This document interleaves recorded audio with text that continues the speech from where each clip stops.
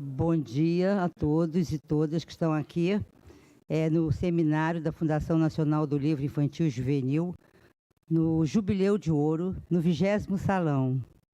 É uma presença pequena, mas bastante qualidade, porque estar aqui num dia de jogo do Brasil tem um significado muito grande, né? Deixar de lado os eventos e pensar na cultura, na educação, na escola pública de qualidade, na leitura de qualidade, em levar leitura, literatura, pensar na importância do texto, pensar na importância da ilustração nos livros para crianças e jovens. Eu trago aqui para vocês o que foi pensado, o tema do nosso salão, que é uma ponte para a paz. Livros para crianças, uma ponte para a paz. No ano do seu Jubileu de Ouro, a Fundação Nacional do Livro Infantil e Juvenil, a FINILIJ, que é a seção brasileira do International Board on Books for Young People, o IB, elegeu como tema para o 20º Salão FINILIJ do Livro para Crianças e Jovens o ideal do IB, sonhado por sua criadora, a alemã, jornalista, escritora, tradutora Gela Leppmann. Livros para criança, uma ponte para a paz.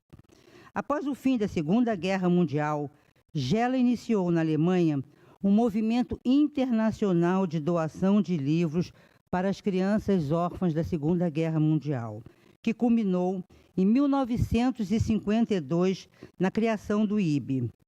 Motivada pelo momento histórico que viviam a Europa e o mundo, Gela pensou nas crianças alemãs, mas seu sonho era também projetado para qualquer criança e tornou-se possível por meio de sessões nacionais do IB. Trazendo os ideais de Gela Leppmann para o momento histórico que vivemos no Brasil, a FINILIJ reafirma sua crença de que o entendimento entre as pessoas tem como base o respeito ao outro e que histórias dos livros são portadoras desse tesouro. A FINILIJ espera, assim, que o 20º Salão FINILIJ proporcione a aproximação entre o livro e as crianças, de forma intensa e rica em experiências novas. Deseja também que este seja um espaço para que pais, professores, bibliotecários e especialistas reflitam sobre a importância e pertinência do tema, unindo-se em torno de sua defesa e colocando em prática em todos os espaços de convivência em nossa sociedade. Essa é a nossa missão. E essa é a missão de cada um de vocês que estão se comprometendo conosco aqui, nesse espaço, nesse momento, aqui e agora. Muito obrigada. Eu chamo Ana Cláudia, da Secretaria Municipal de Educação, que veio dar uma palavra da nossa parceira, a Secretaria, e da Eveni, que não pôde comparecer, porque está com problema de saúde. Essa gripe está pegando todo mundo. Eveni, senta aqui. Bom dia. Eu sou a professora Ana Cláudia, assistente da Eveni, da Gerência de Leitura e Audiovisual da Secretaria Municipal de Educação. E ela deixou umas palavras, como ela não pôde vir, ela deixou umas palavras para vocês, tá bom? Prezados, é com enorme prazer que estamos mais uma vez participando do Salão Nacional do Livro Infantil e Juvenil. Parabéns, mais uma vez, a todos os envolvidos no 20º Salão FINILIJ. Em especial a Beatriz Serra e sua mãe, Beth Serra, que incansavelmente mobilizam com competência e imenso amor, fazendo acontecer essa ação tão importante para a cultura e educação de nossa cidade. Com o Salão do Livro, atuamos em frentes que são de suma importância para uma política pública que fortaleça a promoção da leitura, a formação de leitores, a ampliação do acervo, a formação continuada dos profissionais e a experiência singular da visitação dos alunos. Atendemos a 1.552 unidades entre escolas, institutos e centros de referência. 5.500 alunos com a visitação. Acreditamos que o incentivo à leitura deve começar pela educação infantil e se estender a todos os segmentos. A partir disso, que a Gerência de Leitura e Audiovisual da Secretaria Municipal de Educação planeja e implementa as ações, envolvendo alunos, professores da rede, bem como os responsáveis, bibliotecários e demais participantes da comunidade escolar. Pensando hoje, em especial, na formação de nossos profissionais, desejo a todos que possam aproveitar o máximo o seminário Bartolomeu Campos de Queiroz. Então, temos um bom dia e um ótimo seminário.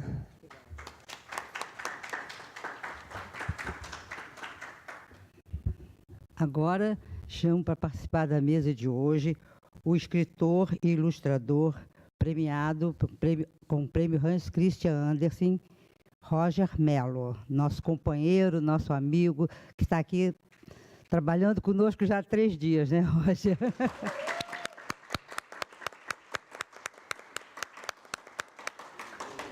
A escritora e ilustradora Graça Lima.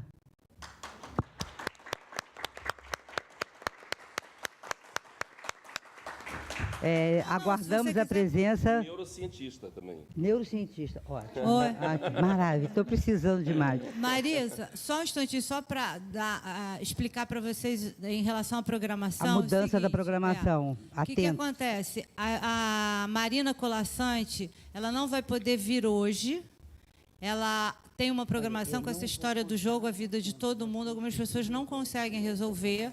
Então, Marina vem amanhã, às 11 horas. Então, quem está aqui e queria encontrar a Marina, está liberado o acesso amanhã às 11 horas. Então, é só retornar. Então, assim, é o que eu estava falando para o pessoal, acho que a Marina tem uma história que ela tem todo direito de poder desmarcar, enfim. Ela, na verdade, achou, porque ela tem uma atividade amanhã no salão, então ela achou que era tudo no mesmo dia. Só que, enfim... Mas, então, tranquilo. E a gente retorna do almoço às 14, então, com a mesa sobre a Lígia Bojunga, hoje à tarde. Tá? Então, peço desculpa pela essa mudança, mas quem quiser, volta amanhã. Marina estará aqui. Obrigada, Bia. Ficou aqui? Não, está ligado. Tá ligado? Alô? Alô? Tá ligado ou não tá ligado? Agora? Tá certo. Graça Lima. Bom dia, tudo bem, Ana Cláudia, Marisa, amigos. A Marisa falou assim, não vou contar o tempo. Aí eu falei, não, Marisa, pelo amor de Deus, conta o tempo aí. Não vou contar o tempo, não. Eu falei assim, quando der 20 minutos, você faz... né? Isso aí, isso aí. E 5 minutos, como é que é os 5 minutos? Vai aquela mensagenzinha, né? A Yasmin falou, né, que tem aquela... Só que eu sou um pouco míope, Yasmin, eu vou ter que botar meu óculos, eu acho, que eu não vou conseguir ver. Eu estava falando que eu fiz um TED uma vez lá mas é um TED coreano, é difícil de encontrar, que são os 15 minutos que fazem a diferença. Ficava na tela, assim, dizendo quantos minutos. Eu tinha que fazer em inglês o TED e aparecia em coreano. Então, eu tinha que saber, não podia fazer nada diferente, né? Era 15 minutos, só que tinha que ser... Você decora, tá? Eles falaram. Gente, mas não dá para decorar 15 minutos falando, né? E aí me deixaram tenso. Então vamos fazer um ensaio. Ninguém ficava prestando atenção na hora que estava falando. Então, aquele ensaio só piorava as coisas. Depois veio um coach. Né? Tudo tem um coach agora, né? Aí o coach falou assim, foi a única pessoa que me fez relaxar. Ele falou assim, pensa nessas pessoas como amigos que você não vê há muito tempo. E sorria. Né? Essa parte até que não é tão difícil, né? Claro. Nós duas, não. Tá aberto, eu acho. Assim, ó, Graça, ó, se acender. Quando acender. Mas ele foi a única pessoa que, na hora que a pessoa fala, aparece uma tela assim, aí as pessoas vão interagindo, né? E foi impressionante, porque a gente não... A Graça estava lá. A Graça estava lá. Ele estava falando, né? E assim, você via assim, as pessoas entrando na rede falando, eu te amo, eu te amo. A Coreia te ama. Gente, tanto que a gente torceu tanto no jogo do Brasil, na Coreia contra... Foi Coreia contra aquele que... Contra a Alemanha, exatamente. Aquele que fala que torceu e nem lembra quem era que estava jogando. Mas, uma felicidade muito grande. A gente é fã da Fundação Nacional do Livro Infantil e Juvenil. Né? Eu acho que tem que falar desse ponto de vista, porque eu posso falar aqui de uma maneira mais oficial, mas não combina, né? A gente gosta porque gosta, né? Assim, a gente é isso. A Fundação... A Marisa estava falando da Iela Lepman. Essa mulher, gente, o livro dela está editado no Brasil? Não. É incrível essa mulher, o que essa mulher foi. Eu sempre acabo dizendo, eu fui ficando cada vez mais ligado ao IB, né? Por causa do IB Brasil, mas com essa galera da Fundação IB, pelo mundo afora. É uma turma muito doida e muito legal, porque são pessoas que gostam de livro mesmo. Né? O trabalho é voluntário. O trabalho é voluntário. Tem o Children on Crisis, por exemplo, que é um projeto lindíssimo, que lê. E tem trabalhado também com um livro que eles chamam de Silent Book, né? Que é o livro sem palavras, o livro de imagens. Né? E as pessoas vão para a fronteira do México, para a Síria, e levam livros do mundo todo, os silent books, né, para poder para trazer algum conforto para quem é alguém que perde o seu lugar, né, que está numa diáspora forçada. E para mim é muito interessante porque eu não sabia que eu era nômade, mas eu sou um nômade. Ano passado foram 17 países por causa do livro. Né? E essas pessoas, elas são nômades à força. Então, é interessante você ver que o livro é um não lugar, mas ele não é um não lugar como o aeroporto ou como um banco, ou uma sala de espera Ele é um não lugar que te recebe como se fosse uma casa. É uma casa móvel. Né? E... A Iela Lepman tinha essa ideia de promover a paz através do entendimento do outro por causa do livro infantil. E, realmente, eu acredito muito nessa ideia dela, porque como é que uma pessoa vai entender a outra do ponto de vista, simplesmente, do discurso? Se esse discurso não for um discurso ficcional, né? Mesmo que seja um livro não ficção, existe nesse livro não ficção uma ficcionalidade. Né? Então, como é que o menino palestino vai entender uma menina, um menino israelita, se o ódio ancestral, que é injustificável, mas é sempre um ódio familiar, nunca vai dar conta disso. Né? Mas se ele vê uma história, por exemplo, quando eu era criança... E é muito engraçado, né? Porque pelo mundo afora se fala assim, esse livro é muito brasileiro demais, ou esse livro é muito específico demais, no nosso caso, né? Ou no caso de países que não estão, assim, digamos, na vitrine do eurocentrismo, por exemplo, né? Porque isso acontece muito nas feiras de livro. Antigamente você ia para uma feira de livro e você ia mostrar o seu trabalho e a pessoa falava assim, não, mas isso é específico demais do Brasil. E eu, viajando muito para a China, eu comecei a me lembrar de livros quando eu era muito pequeno, em que aparecia aqueles pescadores do rio Yangtze, que tinham como animal de estimação um cormorão, o biguá, que a gente conhece aqui, né? Que de vez em quando eles passam, passa aquela seta, e o pessoal fala, olha os patos indo. Não são patos, são biguás. E esses biguás, esses cormorões, lá nesses rios, eles criam desde pequenininho e é uma relação muito bonita de homem e animal, ser humano e animal, em que, na verdade, o ser humano está explorando, né, esse biguá, porque ele amarra uma cordinha no pescoço do biguá, o biguá vai pescar, ele volta...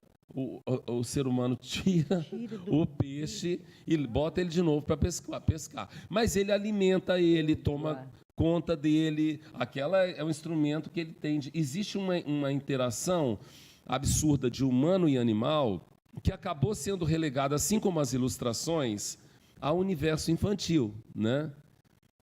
É muito interessante isso, a gente perceber, por exemplo, que um livro como o Gulliver, As Aventuras de Gulliver, uma figura muito interessante e talvez pouco conhecida, esse autor mesmo, Jonathan Swift, ele ficou pau da vida quando o livro dele foi transformado num livro, transformado num livro para crianças.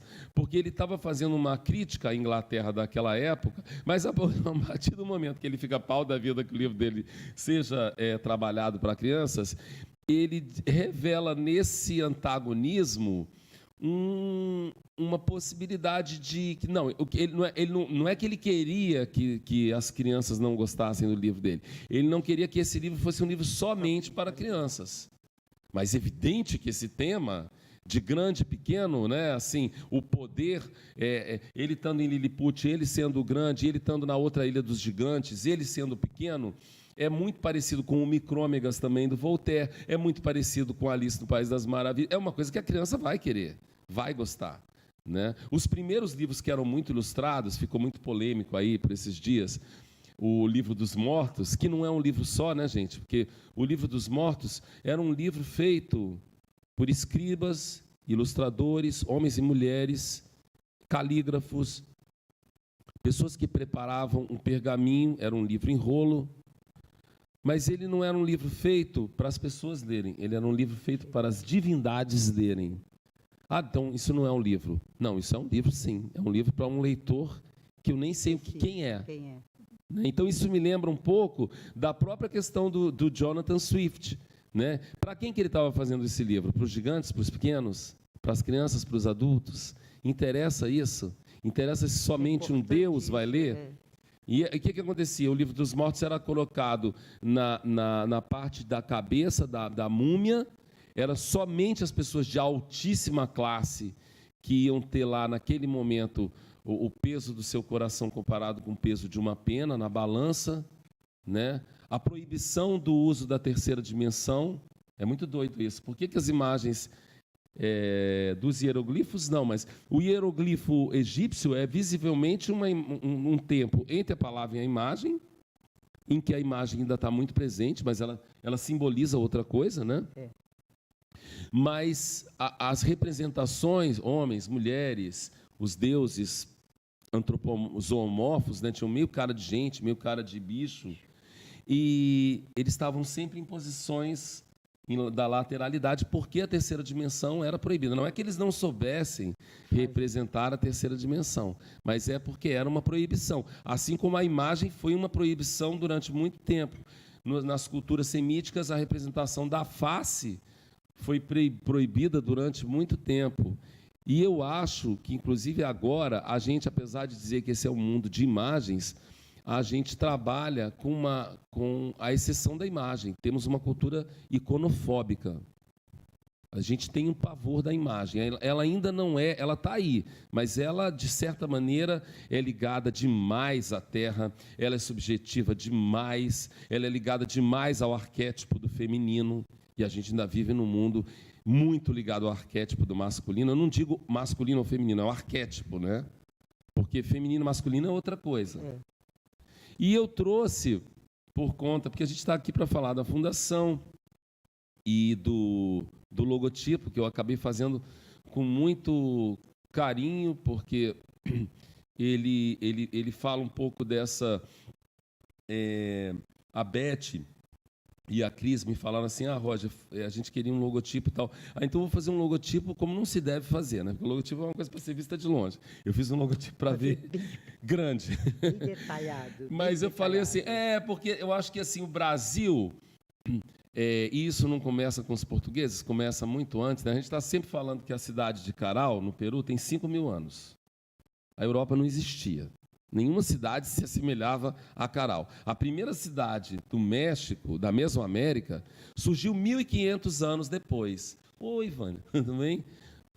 E você imagina, e a gente fala que a gente não tem, é um continente novo, a gente não tem uma história nova de leitura, 5.000 anos.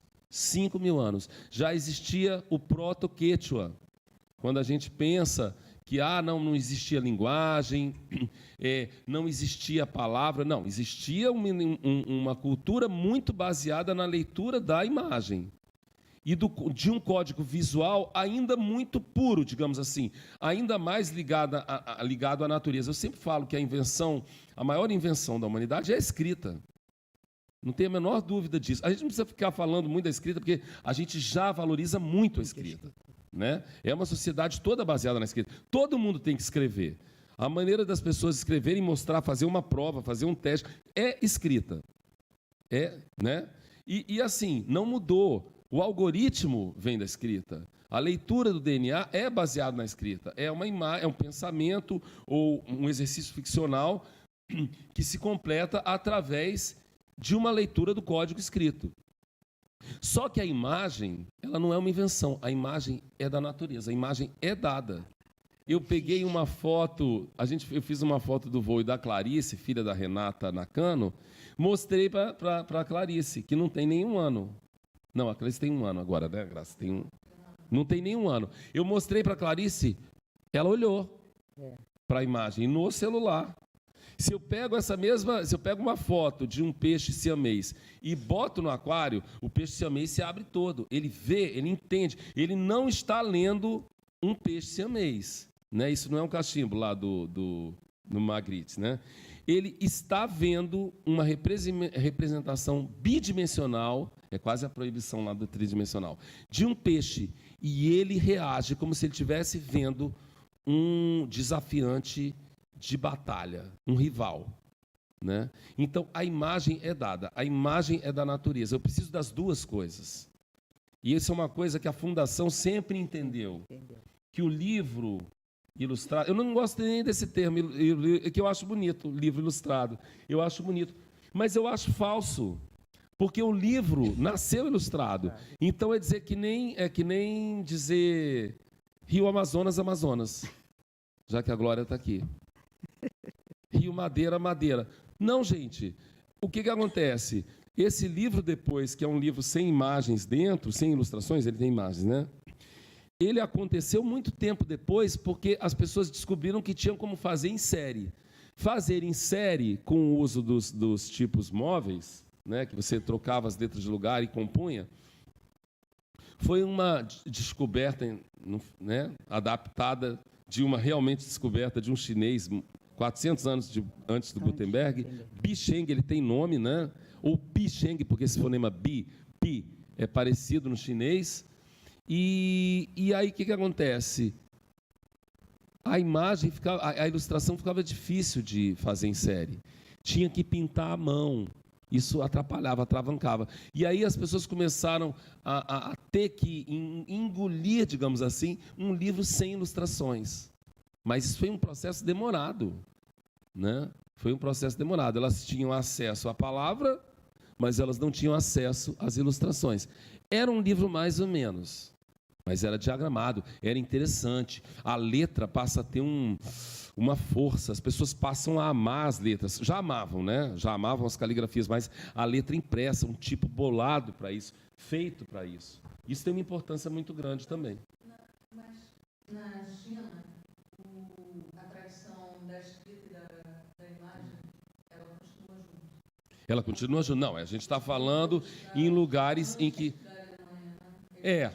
Mas o que acontece também é porque, de certa maneira, quando a gente estuda o caractere chinês, por exemplo, ele ainda guarda muito, digamos, da imagem original, né? Eu sempre falo da chuva, do Yu, que é a imagem da chuva, que é interessante, porque tem as gotas, né?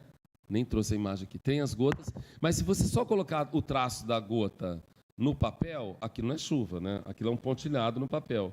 E aí eles criam uma abstração de chuva, é já uma imagem abstrata, para ver que a chuva chove de algum lugar. Eu me lembro da Silvertoff, né? O chove, tu choves, ele chove. E aí, só que ainda existe o que o chinês também ele tinha? Ele tinha uma possibilidade de, nessa impressão, que o chinês, de certa maneira, já tinha inventado a xilogravura. E aí, quando ele trabalha com tipo móvel, ele ainda trabalha com a imagem impressa na palavra, né?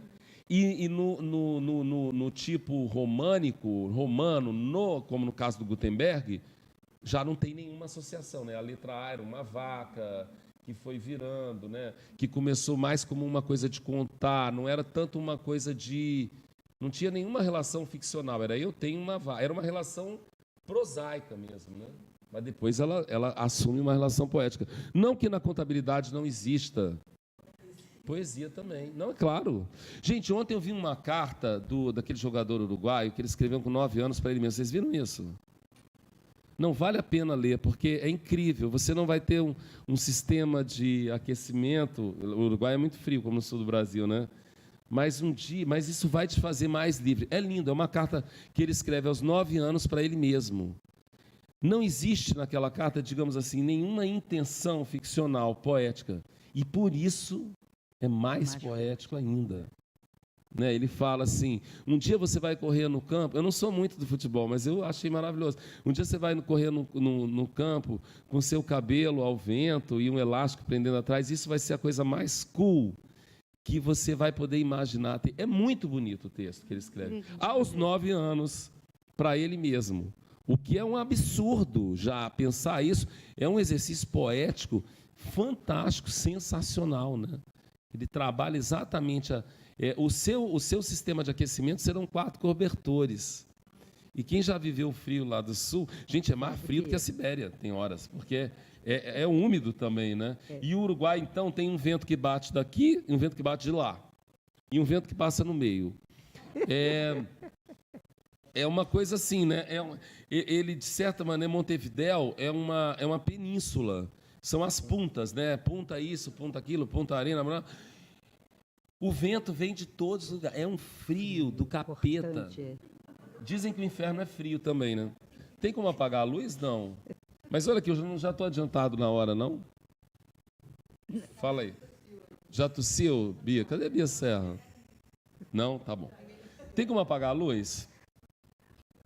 Coincidentemente, eu falei para vocês lá do Rio Yangtze. Olha aí o Rio Yangtze. Né? Isso é uma coisa muito Iela Lepman. Isso é uma coisa muito IB. E a Fundação Nacional do Livro Infantil e Juvenil é o IB Brasil. Falei com sotaque, né? É o IB Brasil. E por causa disso, gente, sem querer, veio o aplicativo todo. Essa coisa do nomadismo, ela foi se expressando. E eu fui vendo assim, gente, eu fazia já parte disso, já adorava o que simboliza a fundação, e aí eu vi que isso se ligava a muitas outras coisas, né? Então, para aquela gente que falava assim, mas esse livro é muito do Brasil demais. Gente, o mundo é muito pequeno. Como é que eu lá em Brasília, do outro lado do mundo, literalmente, podia me encantar mais ainda, né, do que estando no lugar? Porque quando você chega num lugar, mas você já tinha experimentado isso através do nomadismo, da leitura, aí fica incrível, porque vem tudo, né? Você entende. As pessoas estão nos barcos, estão com uma lanterna, né? Esse cenário inacreditável. Eu acho que isso é em Anhui, é uma província da China, e os cormorões vão pescar. Olha lá, né? Tá com uma coisa azul, né? Interessante isso. Só esse lado? O lado de cá. Gente, aqui não entrou o preto, né, Graça? Assim, né? É isso aí. Olha lá o cormorão, o chinês. Por que eu podia experimentar a China através dos livros? Por causa disso, eram livros não ficção, mas havia um elemento muito ficcional aí. E já envolvia 2 coisas que eu amo. Animal, né? Que para mim o animal é simplesmente uma outra possibilidade do humano. Porque o animal tem tudo que a gente tem, né? Tem olho, tem pé, tem, no caso, a asa que se transformou, é um braço que se transformou em asa. E tem aquela outra pessoa, são indivíduos, tem 3 indivíduos ali nessa história, sem contar os peixes, né? E aí, olha, eu chamo essa série de imagens de artista viajante, né? Esse é o Aldo Bon. A gente vai mostrando, ele assim, ele tem infinitos, aí vocês falam, quando der os 5 minutos, fala para. Essa ideia assim, para. Eu sempre pergunto assim, bora viajar, né? Porque é uma maneira de viajar de maneira desordenada, que eu não sou uma pessoa metódica, né? A Graça Lima sabe disso. E o Aldo Bon, o que acontece? Ele é esse grande artista. Eu estou vindo de Nova Orleans agora, de um congresso do ALA, né? Eles riam muito porque eu falava ALA. É o ALA. E, gente, não, parece Alá, parece, né? Mas é bom falar Alá nos Estados Unidos, né? Agora que não pode. É ótimo. É a Associação de Bibliotecários da América. Agora, olha que coisa doida. Os bibliotecários têm essa associação que dá o prêmio Caldecott, que é o mais importante. Eles nem dão bola para nenhum outro prêmio. Americano tem isso, né? Eles não dão bola para nenhum outro prêmio. Eles nem mencionaram que a Jack, não sei que lá das quantas, ganhou Alma. Eles só falaram, gente, a mulher ganhou Alma. Quase que eu levantei, mas ela ganhou Alma. Não querem nem Caldecott saber. é ilustração só? O Caldecott, não. O Caldecott é todas. O Caldecott é como a fundação. É como o Jabuti não deveria ter se tornado o oposto. Tem livro de ficção, livro estrangeiro, que aí não é o Caldecott, é o Mildred Batchelor. Aí tem o infantil, juvenil. As pessoas estavam falando, gente, o juvenil é insubstituível. Você tem que ter o juvenil, né? Porque, na verdade, o que acontece? Esses, sei lá quantos... A instituição biblioteca escolar dentro dos Estados Unidos funciona. E é incrível. Né? E as pessoas vão e elas vão... É uma coisa doida. As pessoas pagam, porque é uma coisa muito importante e cara para elas. A gente podia ficar, sei lá, quanto tempo falando disso. Porque o presidente... ele falou, estou presidente por mais 2 dias. E o discurso dele em cima dessa importância, inclusive de ler para refugiados, gente, era emocionante. Mas bora lá, vamos continuar. Então, o Aldo Bon estava lá em Nova Orleans, o Aldo Bon gostava muito de lá e ele fez o Birds of America, né?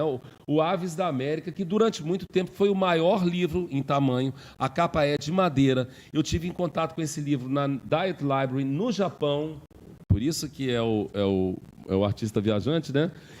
E precisou de 4 pessoas para abrir o livro, que eu falei, gente, parou tudo, é o Aves da América. Esse livro ele foi impresso, um processo, não sei se é litogravura, Graça Lima me corrija aí, depois ele foi pintado à mão, e aí ele fez, para que esse cormorão tivesse o mesmo tamanho que ele tem na vida real, ele colocava uma página, a maior página para caber a maior pássaro, que eu acho que é um flamingo.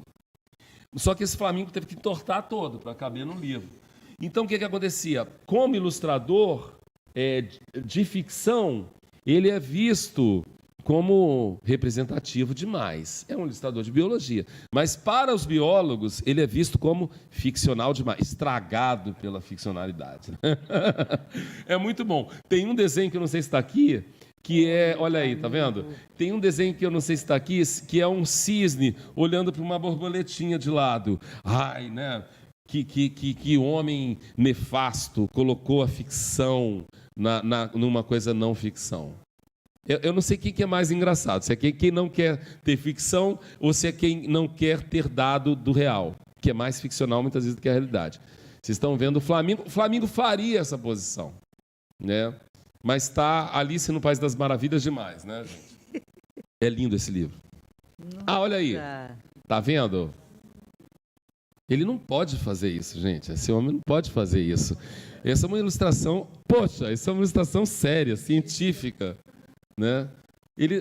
Não, atenção. Olha essa imagem, né? Graça Lima, às vezes a gente lê muita imagem do ponto de vista simbólico, porque a gente lê muito... Isso aqui é a segunda mesa, eu já estou adiantando, né? Desculpa. Mas vocês reparam um triângulo nessa imagem? Vamos lá. Não tem um triângulo? Olha só, pescoço do cisne, não está centralizado, está no canto esquerdo, né? Esse triângulo reforça o quê? Uma relação entre cisne... Quebrado, né? Ele vai ficar com um problema sério de um torcicolo. Se você imaginar que ele está nessa posição há anos. Aí eu botei a minha família em Brasília. Gente, falaram tão mal de Brasília ontem que eu fiquei até revoltado. É uma cidade esquisita, tá? Mas eu nasci nessa cidade.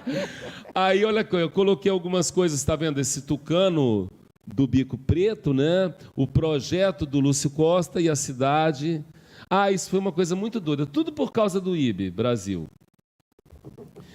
A caneta vermelha e uma das exposições que a gente ia fazer, a partir da exposição que foi feita na Biblioteca de Munique, também por causa do Hans Christian Andersen,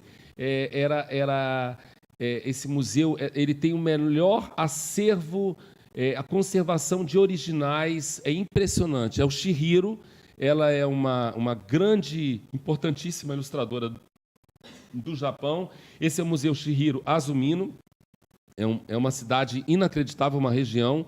Enche de gente, você não acredita, que é no meio de uma plantação de arroz, que à noite apagam as luzes para o arroz, para não afetar o ciclo vegetativo do arroz. Uma coisa linda demais. À noite todas as luzes se apagam e está esse centro, e as pessoas vão para o centro. Estava eu e o Volney, né? E a gente falou, gente, não vai vir ninguém para essa exposição, né? Não vai vir ninguém.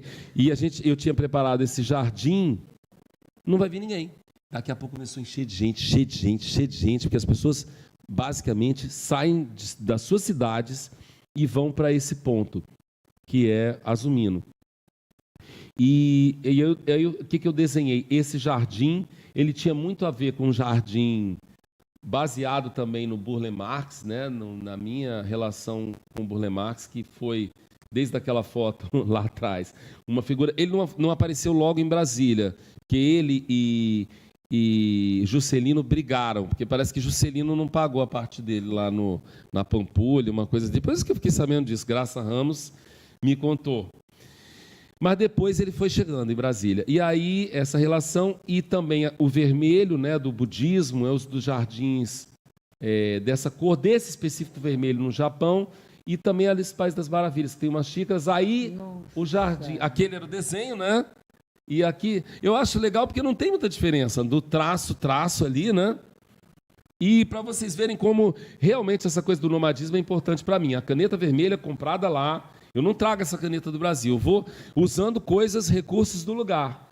O traço e o traço visual da madeira, aquele senhor que está lá atrás é o cenotécnico, um barato ele, né? Foi importante que ele fosse parte dessa trama, não sei se dá para perceber, mas essas linhas elas não são retas, né? Elas são ligeiramente inclinadas, não sei como que esse negócio ficou desse jeito. E a exposição está aqui ao lado. E cada um dos artistas que expuseram no Azumino, eles tiveram uma participação nesse jardim. A Kiveta Pakovska, o Vilkov. Então estão lá aquelas montanhas, elas mostram bem as estações. Mr. Kang, da Coreia, né? Graça Lima conheceu muito bem. Desenhando no prato com comida, né? Essa é uma... Não, Mr. Kang é um doido. E o Mr. Kang, ele eu digo para ele que ele é um misto de Ziraldo, Niemeyer e Madonna. Né? Olhar essa figura e achar... Aí ele fala Madonna, yes. E ele não sabe falar inglês, não, mas agora ele já sabe. Mas ele diz que não sabe, né? Mas ele sabe japonês perfeitamente. Então, só para vocês verem como é que é doido... Como que essas figuras... Todo mundo foi entrando por causa de Ella Leppin, do IB, né? Como que essa ideia realmente de promover o conhecimento do outro através da ficção acontece não só no livro, mas pelas pessoas que gostam do livro. Tudo que Mr. Kang desenha, no outro dia, uma equipe começa a fazer. Eu não sei se isso seria bom com a gente, né, Graça? Porque... Aqui a Geórgia, olha que legal. A Geórgia era... esse gatinho que sentou no... Oh, esse é o efeito...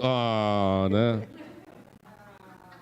Isso está parecendo um TED, né? Cuidado, né? A gente tem que tomar cuidado. Olha que linda essa exposição de grafismos, de cartazes que não servem para nada. É tão bom isso, né? São cartazes que... Não... Isso é na Geórgia. Por que a Geórgia entrou aí do nada? Nem eu sei. Não, mentira. A Geórgia entrou aí porque ela era, dentro da Rota da Seda, ela era um ponto, ela já foi Rússia, ela foi anexada à União Soviética e ela foi desanexada. Então, é um país interessantíssimo, uma cidade chamada Tbilisi. Ela é meio Oriente, ela é meio Ocidente. Parece que não, mas o Brasil tem uma ligação com essa Rota da Seda também. E é incrível você pensar que existem, por causa do destino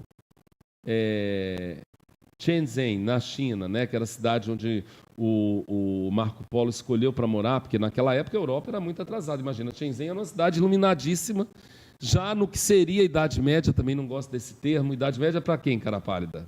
Né? E do outro ponto, a Itália, né? Mas aí era Portugal, Óbidos, porque teve a Feira do Fólio. Um maravilhoso amigo, Graça Lima, esqueci, o André da Loba, um grande ilustrador, e ele está contando um livro dele, né? Olha como é legal ver que esse é um grande artista, um grande ilustrador, e ele acha que o livro tem que ser incorporado ao corpo. Olha que lindo isso, olha que sensação. André da Loba, esse é um grande ilustrador, e inclusive ele também ele é de Portugal, conhece muito a ilustração brasileira, é um grande admirador da ilustração brasileira. A primeira exposição na Biblioteca de Munique, minha mãe, no México. São viagens, né? Um desenho que eu fiz Mantícora, porque eu estava fazendo W, que não tem desenho nenhum desenho pôde entrar naquele livro. Eu me impus esse limitador. Mas eu quis desenhar, porque a mantícora ela tem corpo, cauda de escorpião, cabeça de leão, pata de leão, pata de trás de, sei lá, de lagarto, e uma cara de gente, né? E eu sempre imaginei que monstros com cara de gente são os mais assustadores. Contradança, Meninos do Mangue, por que está aí, não sei, mas vamos embora. Meninos do Mangue, por isso, né? Esses peixes, gente, eles fogem da água. Pode isso? Pode. Então, alguns eu adoro peixe, né? Eu lembro do peixe-pássaro. Peixe-pássaro da Rosiana, né?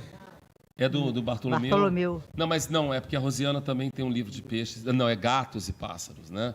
Trabalhando essa ideia de que a gente trabalhando com livro, a gente trabalha com o objeto da não fronteira. Mais uma vez a Iela Lepman, o IB Brasil, o IB, né? A gente é isso, a gente está...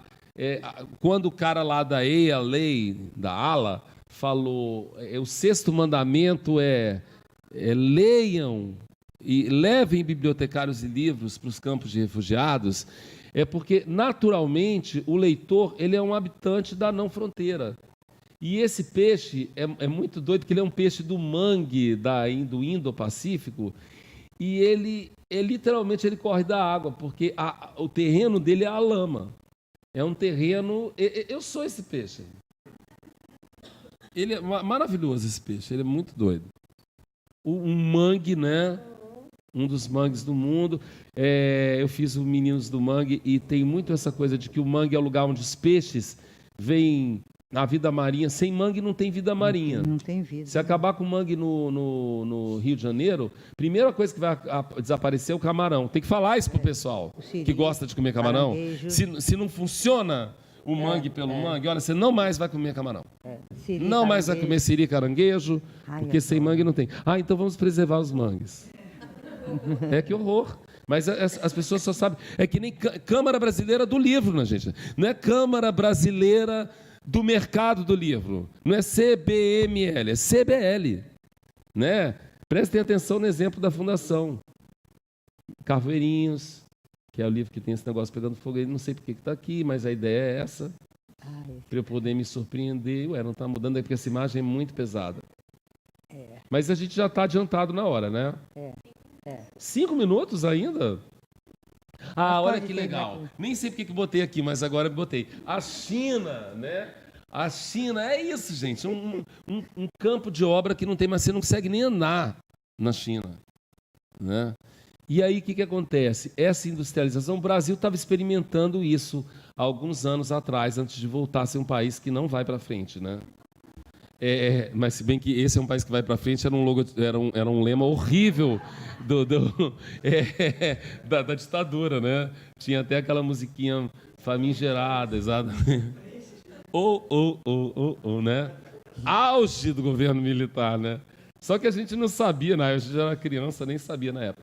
Mas esse imenso campo de... O que aconteceu com a China? Ela, de certa maneira, agora a China está vivendo aquele boom da literatura infantil e juvenil no Brasil, que foi na época do Eliar, do Coleção Gato e Rato. É agora. E é uma coisa doida, porque o professor e o promotor de leitura lia o quê? Aqueles guias... não ficção, aquele livro didático muito doido, que se a gente for olhar é bonito a beça, que eles são a duas cores, então as pessoas tinham que driblar de alguma maneira. Se você olhar como objeto de coleção, é o máximo, mas se você tivesse que ler aquilo, você ia ficar com muita raiva, né? Com muita raiva, porque, na verdade, não tinha nenhum elemento ficcional. Era legal porque era legal, assim, é legal porque depois de muito tempo é legal você ver aquilo, né? Mas extinguir a ficção, o acesso à ficção, porque na verdade te faz pensar, é péssimo. Mas o que acontece? Essa galera agora, né, os professores, os promotores de leitura, os bibliotecários, estão lendo junto com as crianças livros infantis do mundo todo. E esse livro ilustrado, não gosto desse termo, infantil, pior ainda, ele é subversivo, né? Aonde estão as coisas selvagens, né? Dois idiotas sentados, cada qual em seu barril, que chegou lá, na verdade está formando uma geração subversiva, né? Então a China, que estava se desenvolvendo, que começou a ter uma abertura, infelizmente, ligada ao mercado, mas que, por outro lado, permitia que, por causa disso, livros infantis, para eles, inofensivos, chegassem lá, foi formando, sem querer, uma geração subversiva. Então não vai ter como. Por enquanto eles não estão percebendo. Quando começarem a perceber, aí vai começar... Que nenhum chinês me ouça, mas o Xi Jinping está fechando esse negócio. Exatamente. Agora. Só que não tem mais volta, gente. Não tem. Foi que nem aqui, né, no Brasil. Aqui era Nova York. Então tá assim... a Cidade do México, né? Os americanos tentam muito fazer a gente acreditar que o México é um lugar para onde as pessoas fogem, não é? No filme não é assim? E fogem para lá para sair com o dinheiro que elas levaram, assim, para tudo. E esse é um museu espetáculo. A Cidade do México é uma das cidades... Como é que a gente vai falar? Uma das cidades mais impressionantes em termos de educação, bibliotecas, museus, né? O Museu de Antropologia no México. Esse é um museu, é uma coleção particular. Putz, olha o design desse prédio, é inacreditável. Você vai ver uma coleção desde os muralistas, passando pela arte europeia, as referências da Mesoamérica. Eu nem botei aí, havia hieróglifos, eles não gostam que chame dessa maneira. Naquela região, uma tradição clássica da cultura maia, que é impressionante, né? Tem imagens ali, algumas imagens, inclusive, que parecem elefantes, que são hieróglifos, eles não gostam que fale desse jeito. E aquilo é, ao mesmo tempo, leitura de imagem e leitura de palavras. Aqui, não, aqui é Hong Kong. Hong Kong. Parece o Rio de Janeiro um pouco, né, gente? Parece o Rio de Janeiro. Muito doido, né? Porque Hong Kong, para quem mora em Hong Kong, não é China. Para quem mora na China, é China. E dá para ver aqui também. Para que depois eu convido vocês a verem aqui, porque é interessante. Então, olha que absurdo essa floresta, muito parecida com o Rio de Janeiro, só que ela é um mix de China, Nova York e sei lá o que, Rio de Janeiro. E por que está isso aí, não sei, é interessante a descobrir. Foi uma das viagens. Shenzhen está do outro lado. Esse ano você jura em Shenzhen. Então, se eu estou em Shenzhen, eu vejo Hong Kong do lado de cá. Olha a fila lá esperando para sair, os outdoors. Olha isso aqui que é legal, né? Eles desenharam no Japão. É muito comum isso, eles fazerem com o kanji, que é essa letra, Rogeromero, né? Que eles não falam L, é o oposto da China. Roger Romero. Walk é aquele primeiro ideograma. Myself. O que está escrito ali? Que é picture. Stay or stop. Stay or stop. Ficar ou parar, né? E maze, labirinto. Olha que legal. Eles pegaram com a sonoridade do nome. É muito melhor do que acróstico, né? Acróstico é uma coisa que não deviam desinventar esse gênero literário, né? Caminhar, eu mesmo, imagem, parar ou ficar. Vejam que stop ou stay parece a mesma coisa. 5 minutos. Não, fim. Fim, mês, labirinto. Uma boa maneira de terminar. Pronto. É muito bom esse. Não, é muito bom esse PPT que você bota sem saber, né? Isso, maravilha. E com certeza vai fazer a gente pensar pra caramba. Stay or stop, né? Stay Parar or stop. ficar. Parar. O nômade tem que saber que tem hora que ele tem que parar ou ficar. Exatamente. Não é? Isso. E aí tem que desenhar. Eu estava explicando isso também. O nomadismo não é a gente ficar caminhando pelo mundo sem fazer nada. Muito pelo contrário. Pelo contrário. Eu falo isso para as crianças, né? Porque os pais ficam revoltados, que ficam falando isso com as crianças, e todo mundo, agora você é nômade. Eu sou nômade, né? Não, mas espera aí. O nômade leva o laptop, a caneta, o papel, e quando ele tem que parar, ele para. Ela para num café e aí fica. O dia inteiro. Um dia inteiro é pouco. Aí não vou voltar no outro dia. E aí é o stay, é o stop, né? A Gualusa fez uma crônica sábado sobre isso, a vida dos escritores que andam pelo mundo inteiro nas feiras e nesses trabalhos aí. Graça Lima. Difícil falar. Um instantinho. Imagina, eu estou Eu vou propor, inclusive, que a gente fale não linearmente. Isso, isso. Porque tem coisas, por exemplo, que ele foi falando, Isso. que deu vontade de falar junto. Eu também adiantei a fala, né, Graça? Não, mas é sempre assim. A dinâmica que a gente tem normalmente muito essa coisa de agora vai. trocar, né? Trocar informação. Deixa eu só meter o textinho. É o seguinte, Aqui. agora a gente vai começar outra mesa. A gente tem que desmontar essa, convidar a Vânia. É verdade. Daí eu peço que você decida. A gente tem que sair. Não, você fica aqui, você fica aqui. Tem um ritual. Você fica Ritual aqui. é importante. Muito. Gente, palmas para a Bia Serra. O Roger estava falando, eu estava me lembrando o seguinte, o Roger, assim, é impressionante, né, como é que a arte e a vida e como se costura, né, e como a gente está olhando isso e está do lado dele. Eu fiz uma viagem com ele para o Rio São Francisco em 2000. O cara é isso, né? Ele vai costurando as coisas e com um olhar absurdo e aí provoca um deslocamento da gente delicioso. Obrigada, é muito bom. Com certeza. Aquela viagem foi boa, né? Foi em São Francisco. Nossa, saímos. Lá se vão. Não, ficamos ou saímos? Agora, lê aí no papel.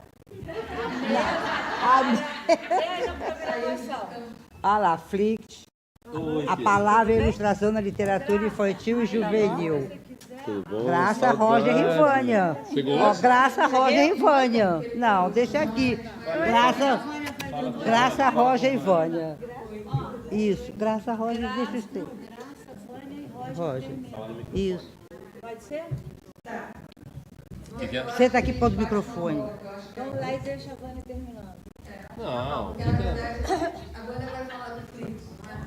Eu deixei, porque ela é especialista, então deixei a palavra que são do livro. especialista maravilhoso.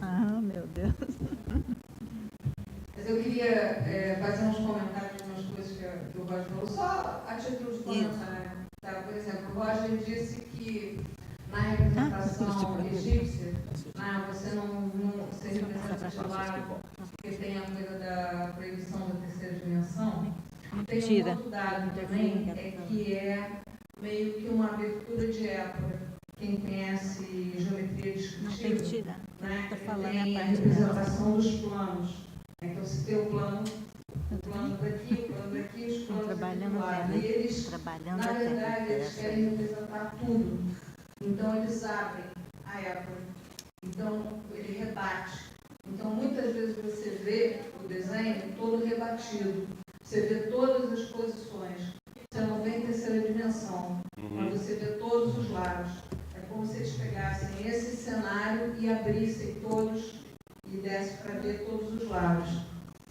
E uma outra coisa que a dinâmica da gente, eu, Roger e a Mariana, é muito de conversa. E eu acredito que a maior parte da minha formação, assim, ela vem dessa conversa com... Melhor aqui? Tá dando para ouvir? Uma coisa Então, João Gilberto. Tá bom, então vamos cantar.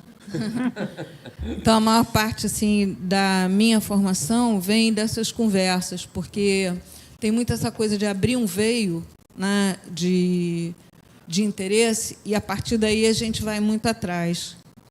Eu acho que nesses 30 anos que a gente está junto, eu acho que essa formação sempre se deu de uma maneira muito interessante, que é essa conversa. A gente até recentemente estava falando com a Mariana que a gente gostaria muito de compartilhar essas conversas de uma maneira geral, entendeu? A gente tem pensado em fazer uma gravação, botar no YouTube, uma coisa da gente conversando sem nenhuma intenção específica, entendeu? Porque a gente troca muita informação. É muito assim como ele estava conversando. E uma outra coisa que ele tocou e que eu acho muito interessante é essa questão do México, né? O México, ele é um lugar que, quando você chega, você pensa assim, gente, como esse lugar aqui é considerado não primeiro mundo, né? Tem uma força que vem da terra, né? Independente de qualquer coisa, tem muita força. E eles, quando os espanhóis chegaram aqui, já havia universidade no México. E eles tinham os códices.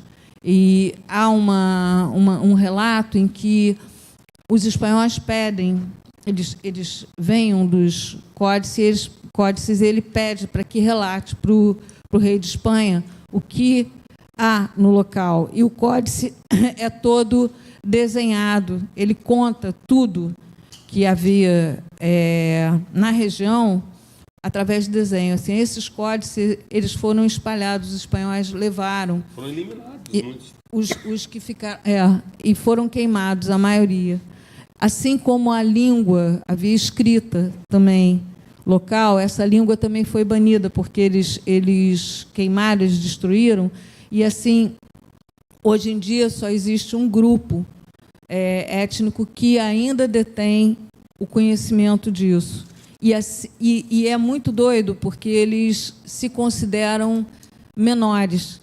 Tem uma visão, a gente normalmente tem uma visão muito eurocêntrica, né? Tudo que é bom vem da Europa, vem do conhecimento. Nós fomos o tempo todo educados através da lógica europeia, né? A gente estuda a Europa, a gente tem conhecimento da Europa, né? Então, assim,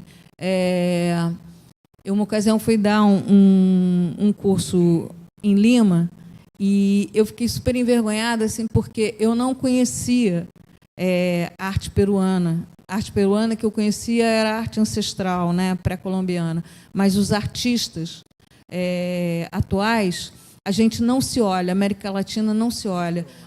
E eles também não conheciam Portinari, Anita Moffat, tá? Mas era uma coisa assim, se a gente falasse de Michelangelo, Degas, todo mundo conhecia, entendeu? Porque a gente está centrado nessa linha, né? As pessoas se olham e se acham feias, né? Porque elas só se acham bonitas se elas estão próximas do europeu. É muito comum, e aqui no Brasil isso também é muito comum, que as pessoas queiram muito dizer que elas têm uma hereditariedade europeia. Todo mundo é descendente de espanhol, italiano, sei que. Todo mundo tem uma história para contar absurda de que tem alguém na família que é índio, né? A minha avó era índia, foi laçada. Eu acho que ninguém devia contar um negócio desse, entendeu? E as pessoas contam isso achando lindo contar, né?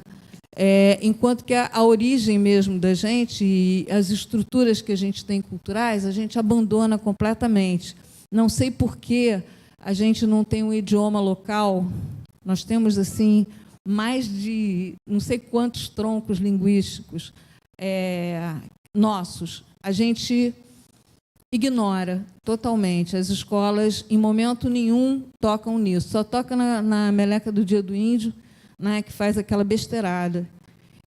Então, não tem como você respeitar a sua ancestralidade se você lida com ela dessa maneira. Você lida com ela de uma maneira caricata, né? No México, o Peru tem, e o México tem uma riqueza ancestral tão grande ou até maior do que o Egito.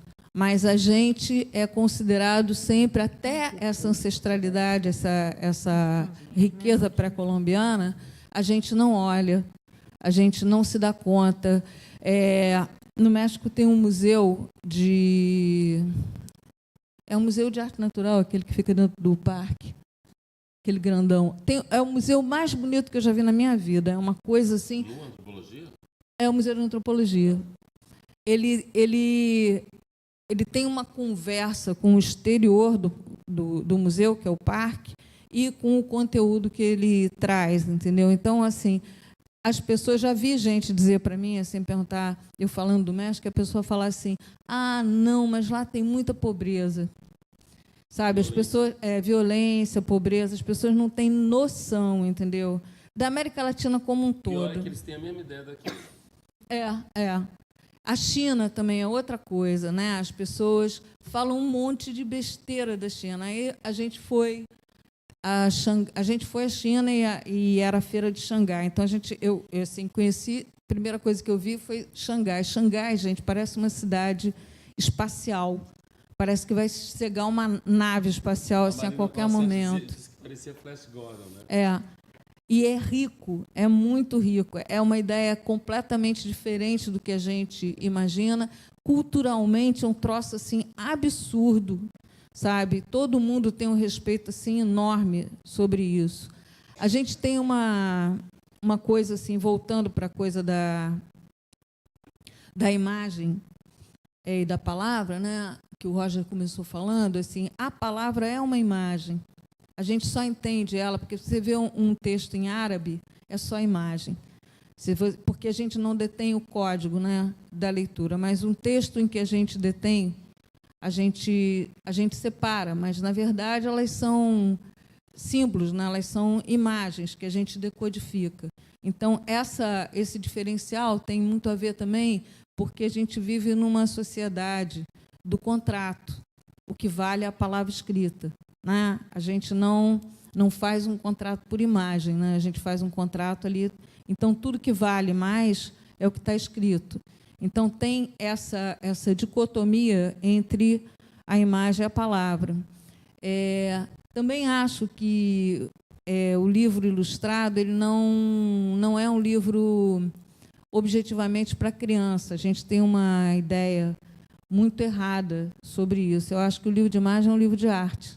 Né? Quantos de nós, quando vê um livro bacana, bem feito, né? Não é qualquer livro, mas o livro que é bem pensado, a gente quer ter aquele livro para a gente quer dar de presente para um amigo da gente. Né? A gente até brincava de fazer uma campanha, dê um livro infantil para um amigo seu, entendeu?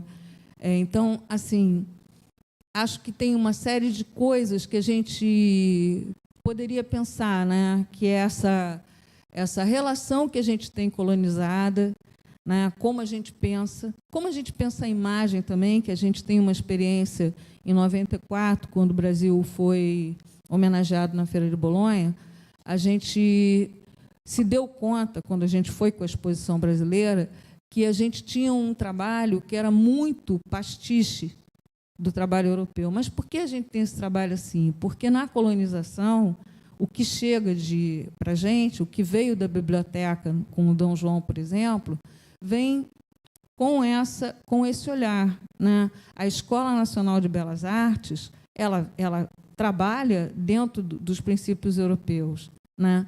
Então, a gente é criado para achar bonito aquele tipo de estética. Não é que não seja bonito, é bonito. Só que o bonito, nesse sentido, ele é totalmente... ele mata o outro lado. Você só acha bonito se for aquilo.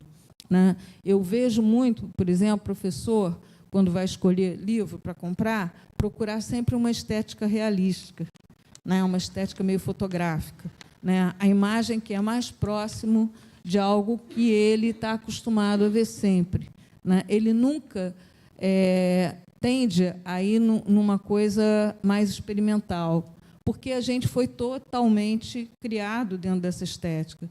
Eu sou professora da Escola de Belas Artes e eu vejo os alunos chegarem com um buraco. Eles chegam com um repertório absurdo, sabe? Assim, eu me lembro muito assim quando a gente entrou no mercado. Eu me lembro do Roger falando que muito da aproximação com a imagem tinha a ver com o livro didático, né? Porque acabava que os quadros clássicos vinham para o livro didático, né?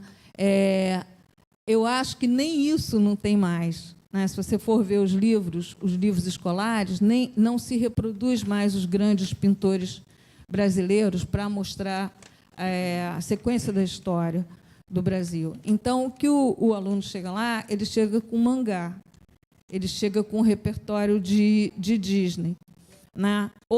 Agora, nem o Disney, é o mangá. E o mangá que ele chega é um mangá de pior qualidade, porque a história do mangá ela é uma tradição, né? Nos países que têm tradição, China, Coreia e Japão, ela é uma coisa milenar, e todo mundo lê mangá. Tem mangá para criança e para idoso, tem mangá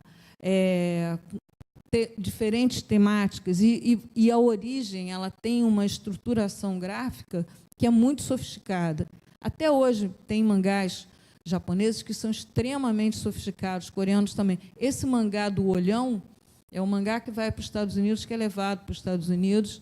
Vem também, né, da cultura pós-guerra, né? O olhão, né? Porque eles também estariam um pouco se referenciando em como os artistas americanos desenham, né? Desenham. Então, assim, o que acontece? A gente tem uma geração inteira que a referência da imagem é uma referência distorcida, né? Enquanto que o livro infantil, o livro, eu não gosto dessa nomenclatura também, o livro infantil. O livro ilustrado, ele é um livro que ele pode ser uma introdução ao universo artístico, entendeu? Ele pode ser uma coisa que você, quando tem contato com as artes visuais, você não tem um estranhamento. A gente, quando começou a trabalhar, entrou no mercado editorial, a gente entrou com um livro de imagem. Eu vou falar um pouco pelo PowerPoint bem rápido. Isso é um livro do Juarez Machado, que fala sobre o tempo. É uma passagem do tempo e ele é só por imagem. Pode passar a imagem? Você passa. Aqui, ó. Como que eu passo? Aqui. Aqui nesse? Isso. Só que você tem que virar para lá. Opa. Né? Pronto. Para ver? Então, assim, é um livro que o Juarez faz e, assim, ele tem uns vazados. Então, a boca do poço aqui, quando ele vira, ele encaixa nesses círculos de balão. Aí vai passando o tempo e é só colocado como imagem. E são vazados. Todos os lugares onde tem os círculos ali são vazados quando você passa a imagem. E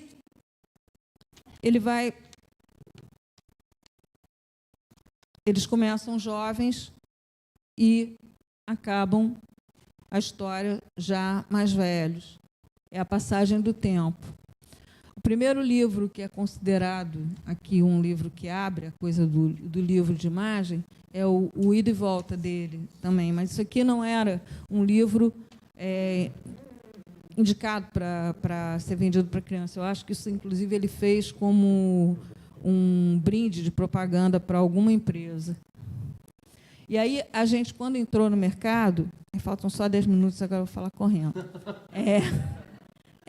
A gente entrou com essa coisa de o livro de imagem. O livro de imagem, as pessoas têm uma dificuldade de achar que ele é para criança que não sabe ler, né? Então, a criança não sabe ler, então você dá o livro de imagem. Quando você pega uma pessoa que já tem habilidade de leitura, ela pega o livro de imagem, ela fala, esse livro não tem palavra, esse livro não presta. É gente de escola, né? Garotada de escola. Eu, quando fui dar aula no ensino fundamental, eu me deparei com uma situação engraçada, porque do final do século XIX até a década de 60, tinham álbuns ilustrados em sala de aula, que eram um guia do professor. O professor botava aquela imagem e, a partir dali, ele fazia um trabalho de matemática, ciência, português. Quando eu cheguei para dar aula, não havia mais esses álbuns. E eu me surpreendi, porque tinha uma diretriz do MEC dizendo que eles foram retirados porque a imagem coibia a palavra. Olha só, gente. E aí, as professoras tinham a maior dificuldade. E os livros que a gente iniciou, esses livros, do Noite de Cão e a Flor do Lado de Lá, foram uma ideia de trazer o livro para a sala de aula para apoio do professor. A criança seria um coautor, ela escreveria a história, né? Ela seria parceiro nisso, né? Então, a narrativa, ela vai toda... Tem escolas que colocaram uma tarja assim, embaixo das páginas, e as crianças iam escrevendo. Mas esses livros, o livro do Roger, o Flor do Lado de Lá, ele foi usado para um treinamento de executivos na Petrobras, porque ele trata do desejo, entendeu? Então, o livro de imagem, ele é um livro para a pessoa voar, ele não é um livro para a pessoa achar que tem que ter uma história escrita. Ele quer a lua e ele acaba vendo que não é possível e manda ela para lá, né? São outros livros de imagens que eu tenho. Durante um tempo eu fiz alguns, depois acabei não investindo mais nisso, porque tinha uma dificuldade grande do mercado também. O mercado, até um determinado tempo, ele não queria mais, ele priorizava o de palavra e depois voltou. Uma coisa que a gente tem que reforçar aqui também, dizer, é que a noção de livro, objeto, imagem e texto e design é uma noção que foi difundida pela Fundação do Livro Infantil. Tá? Toda uma discussão em cima disso. Vendo o livro, antes se via o livro só como livro do escritor, né? A Fundação ela faz essa análise do livro como um livro total, né? com as linguagens mistas, né? Isso aqui é o Sai da Lama Jacaré, que é uma borboleta que ela vai acordar um jacaré. Quando a gente faz a criação, a gente parte de algumas coisas que são reais. Na verdade, tem um fato: as borboletas, elas se alimentam do líquido lacrimal do jacaré. Então, é um bicho enorme que tem medo de borboleta. Eles, quando ficam nos rios, vêm aqueles grupos de borboletas e eles fogem. E aí eu resolvi fazer uma história que era um jacaré, que ele era acordado pela borboleta, e ele, na verdade, ele tem ali o cotidiano dele de se arrumar para sair, né? E ele é um ônibus escolar. Ele vai pegando todo mundo para levar para a escola. Vou passar rápido aqui. Tem uma hora que o Sai da Lama Jacaré, porque tem uma hora que ele vai esperar as crianças para o final do dia e ele dorme e ele sonha que pegam ele para transformar em produto. As crianças escrevem um monte de coisa diferenciadas, veem coisas que às vezes eu nem imaginei, que é o Selvagem, do Roger, que também tem um negócio que eu acho muito interessante falar no Selvagem, que é a sofisticação da linguagem. Não é uma linguagem simples para um leitor iniciante. Então, eu sempre acho essa coisa, cai por terra do livro de imagem, ser um livro para criança que não está alfabetizado. Que é uma passagem entre o animal e o caçador, né? Que ele sai de dois planos. Esse é um livro que ele tem imagem e texto, mas ele é prioritariamente, uma coisa que a gente gosta sempre de falar, é que os livros, ele tem essa imagem inicial, que é a guarda, e que, às vezes, e tem algumas imagens, tem algumas páginas iniciais que podem parecer que sobrarem, a gente ficou enchendo linguiça enquanto estava fazendo o livro. E, na verdade, são pausas de respiração para entrar dentro da leitura. Então, tem a guarda, e aí são livros que eles têm uma palavra ou muito pouca palavra em cada página, e o prioritário é esse conjunto de imagens. Eu já usei esse livro numa dinâmica com crianças, e ele está em francês, então não dava para eles saberem o que estava escrito. Então, era totalmente uma narrativa construída por essa imagem. E eu acho que tem uma coisa muito assim, a palavra e a imagem, elas estão coladas, não existe diferença entre elas, né? Quando eu faço isso aqui, eu sei o que é isso, né? Enquanto palavra e enquanto imagem. Então, não dá muito para dizer que uma coisa está acima da outra, né? Eu acho que as duas, elas andam juntas, e eu lamento muito que a gente não tenha livros para idades maiores e mesmo para adultos, né? Que a gente continue ilustrando, né? Que a gente continue batendo essa bola. Acho que é isso. Depois a gente responde.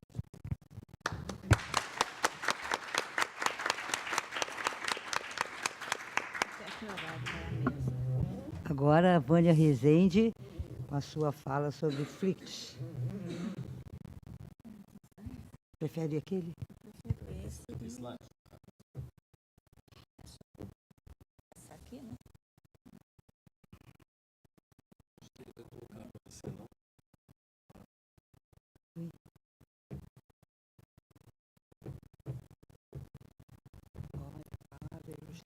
Bom, eu gostaria de agradecer à Fundação Nacional do Livro por me ter confiado mais uma vez a participação aqui, né, em algum momento do salão, nos seus projetos. Sempre eu venho junto com a Fundação, nesses anos todos, como a Glória, que está aqui, né?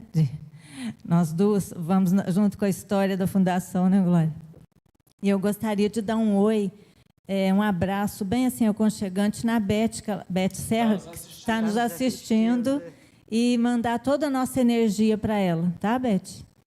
E é um privilégio também estar com a Graça e com o Roger.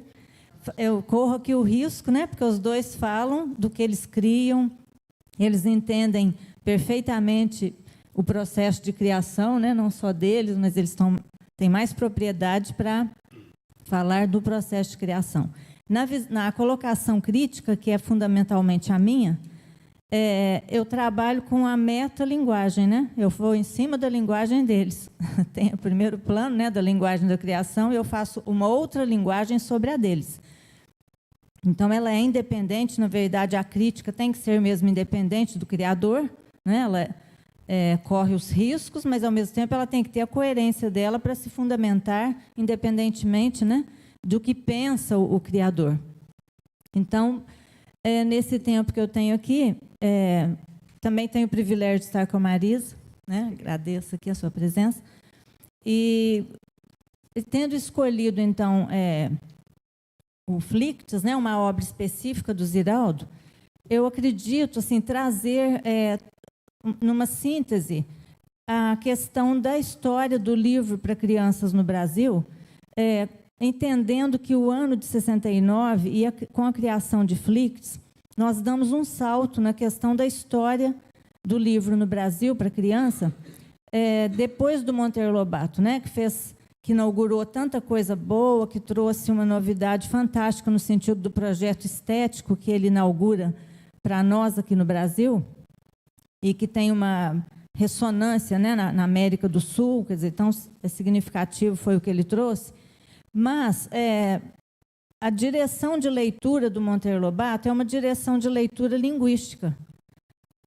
Nós podemos mudar de ilustrador, de suporte, tamanho de letra, tudo isso aí não vai fazer, né? Nós vamos continuar fazendo a leitura vamos dizer assim, semântica da obra dele. O que eu vejo, então, de novidade no Ziraldo é que, se não tivermos um suporte de uma outra ciência, né, que abarca, mas, ao mesmo tempo, amplia a linguística, que é a semiótica. Eu digo isso para vocês porque eu mesma sofri mudanças, né? Eu acompanho a questão do livro para crianças no Brasil há uns bons anos, né? Me lembro de, em 1980, ter participado do primeiro encontro de professores universitários de literatura infantil e juvenil. E já estávamos tendo, né, a partir daí, todo esse desenvolvimento fantástico de obras inovadoras, né, com a criatividade de muitos novos artistas que foram surgindo e já trazendo toda essa ampliação para o nosso universo do livro para crianças. Trazendo raízes no Monteiro Lobato, né, na dimensão crítico-lúdica dele, mas cada um já ampliando, né, esse universo com as suas criatividades individuais. E mesmo eu acompanhando tudo isso aí, pela formação nossa, que ainda hoje é defasada no sentido de fazer uma leitura maior das linguagens, nós sempre priorizamos, nas nossas formações também dentro da escola, a leitura linguística, a leitura da palavra como a prioritária, né? E, assim, a minha tendência foi fazer leitura também nessa perspectiva dentro da própria literatura infantil durante um bom tempo. Tanto é que eu fiz um trabalho, um livro de crítica literária em 1988, O Menino na Literatura Brasileira, e eu dediquei um capítulo ao Ziraldo. Depois, em 2004, eu fiz a minha tese de doutorado. Eu fiz assim, um avanço enorme no sentido das metodologias que eu usei, que é justamente isso de não... Em 88, eu ainda ter ficado reduzida, né, a muitas leituras, quer dizer, imagina a riqueza da obra do Ziraldo, na perspectiva plástica, multissígnica, né, porque ele inaugura, e eu complemento, né, se eu vi o Monteiro Lobato como um marco importantíssimo nessa perspectiva do projeto inaugural da literatura infantil, em 69, Conflictos, eu coloco como um segundo marco na importância da história do livro para criança e jovem no Brasil. Justamente porque o Ziraldo trouxe uma concepção nova para o livro, e eu entendo que foi tão assim ampliador, né, o que ele fez, o trabalho dele, justamente porque a história dele o levou a isso. Ele é um artista de formação multifacetada, né, e já vinha fazendo, antes de 69, todo um trabalho de diálogo entre os signos, fosse no cartaz, né, na propaganda que ele fazia, na história em quadrinho, nos slogans, na charge, né? Então, nesse trabalho todo que o Ziraldo já fazia, ele tinha um suporte, né, uma retaguarda para que, quando foi solicitado a ele, por uma editora, a fazer um livro para criança, ele diz que, no estalo, quando o editor perguntou se ele tinha alguma coisa pronta, ele disse, tenho, mas ele não tinha. Então, na verdade, logo, não demorou muito, ele deu conta de entregar esse produto Flix para o editor. Ele tinha, na verdade, né, muita coisa já dentro dele, né, todo o trabalho dele de formação de multilinguagens, como ele fazia, num diálogo simultâneo, né, numa simbiose de linguagens, verbo visual e gráfico, né, espacial, que ele daí fez um livro de uma dimensão que nem teria sido propriamente um livro para dizer para criança, né? Foi um livro que supriu muitas carências dentro da produção gráfica no Brasil.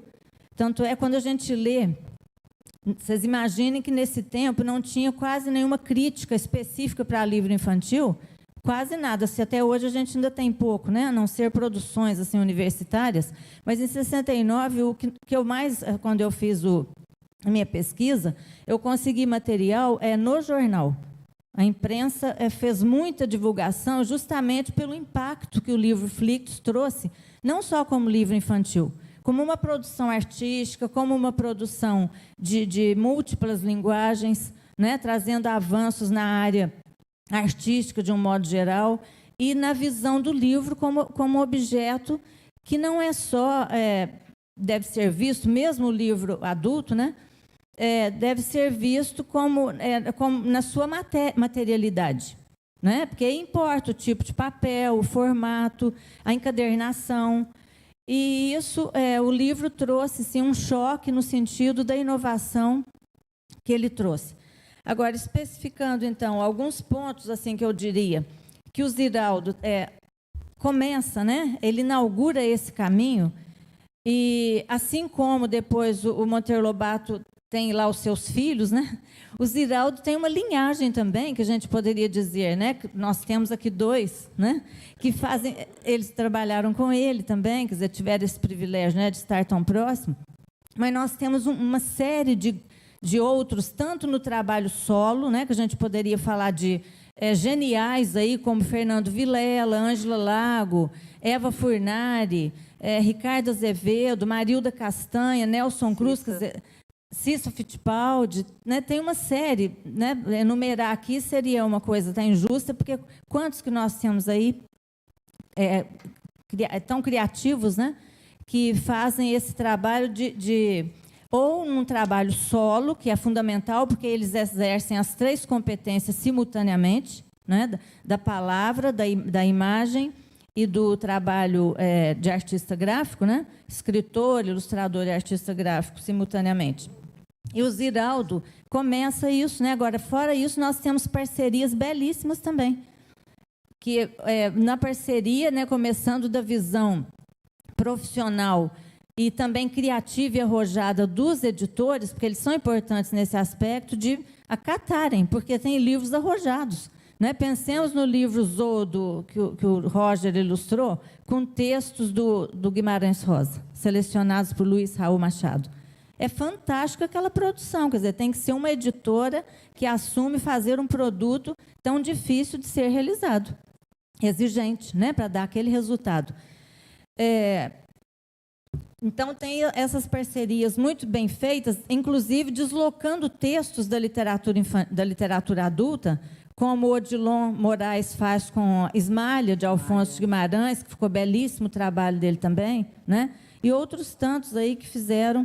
Mas, voltando assim, especificamente a essa produção, que nós colocamos o Ziraldo aí, né, na sua concepção inaugural, Conflitos, eu entendo assim, que a palavra objeto é interessante para esses livros, que não só põe a ilustração, nem o espaço gráfico, mas o espacial também, a materialidade das páginas, né, o tipo de papel, tudo isso aí, tudo conta agora não apenas como meio, né? Por exemplo, a ilustração como decorativa, ela viria submissa à palavra, em função, né, da palavra. O espaço gráfico, visual, é a mesma coisa, quer dizer, eu entendo que eles têm tal materialidade, tal fisicalidade, no apelo aos sentidos, né? Na concretude que eles têm, que eu não separo nesses livros literatura e livro. Eu acho que a literatura depende do livro também.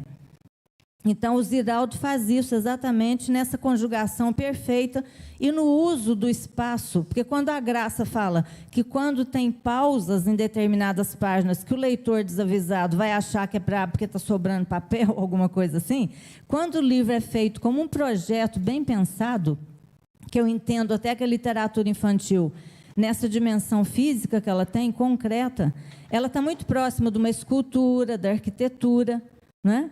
Então, nós temos, por exemplo, em Flix, né, já lá em 69, nós temos, na primeira edição do livro, no original dela, todo o uso de papel, assim, sem economia, foi um projeto perfeito, o editor foi realmente também...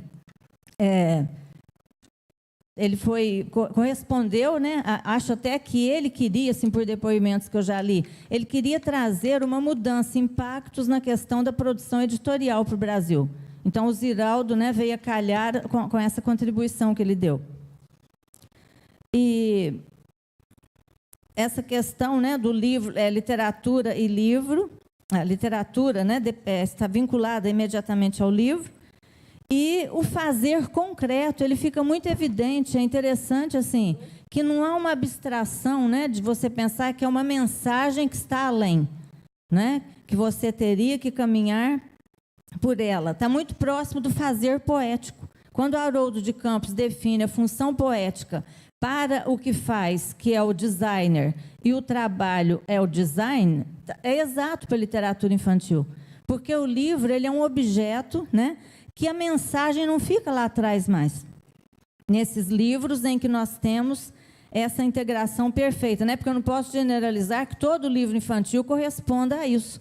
Mas livros muito bem feitos, muito bem pensados nessa perspectiva do fazer concreto, usando todos os materiais, né, não só a palavra, o tipo de papel, a textura, a cor, né? Fazendo um parêntese, a Ângela Lago, por exemplo, quando ela fez Sua Alteza Divina, não dá tempo aqui de eu mostrar todos os livros, mas para vocês terem ideia da cor do papel, né, ela está trazendo ilustradores antigos, anônimos, e está trazendo uma história da tradição oral. Então, ela está nos remetendo a uma memória muito antiga. E ela queria dar isso na cor do papel. Ela disse que ela ficou na gráfica, morando lá, levou a cama dela para lá, né? Saudade da Ângela Lago, né? Genial, né? Foi embora assim tão cedo, né?